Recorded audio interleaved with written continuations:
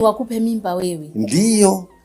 Jameni, hivi kumbe kuna wa mwanadamu wako na roho mbaya kabisa. Kweli. Yaani swala la kukupa wewe mimba. Yaani mimba ni kitu vya kutisha. Hata sisi wa mwanamke tu wenyewe huwa tunaogopa mambo ya mimba. Hapa nimaki tuna miwani na hii begi ndogo. Begi za nguo zote, passport, hela zote zimebaki. Wakabeba maskini. Wakati tu umesikia kuna wasema tumpe mimba sasa, inakuwaje mimi mwanaume umpe mimba? Wale wa jamaa, kuna watu na vitu ndani ya watu. Ulisema unaitwa nani vile? Mimi naitwa Mkimbwa Mzalendo Kiongozi. Aha. Hapo kwenye kiongozi ndio nimependa hapo. Unaongoza nini eti? Mimi ni kiongozi, wanataka kiongozi wa Afrika. Aha. Yaani wewe ni president eti? Sio president. Mimi ni, unajua ni mtu mnapenda Afrika sana. Mzalendo wa Afrika. Ila mimi si unajua natembea East Africa, Uganda, Burundi, Kenya, Tanzania.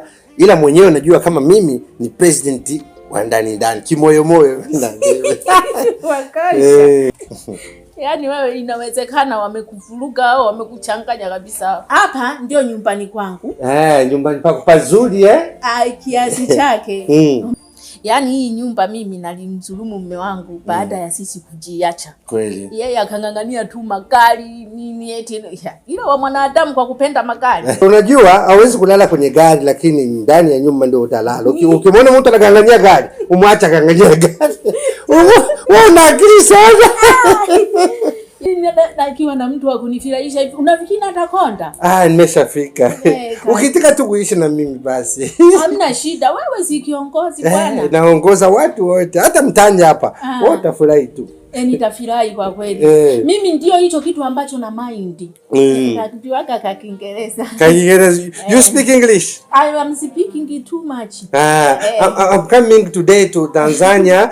The boy is killing me. Is picking, is killing.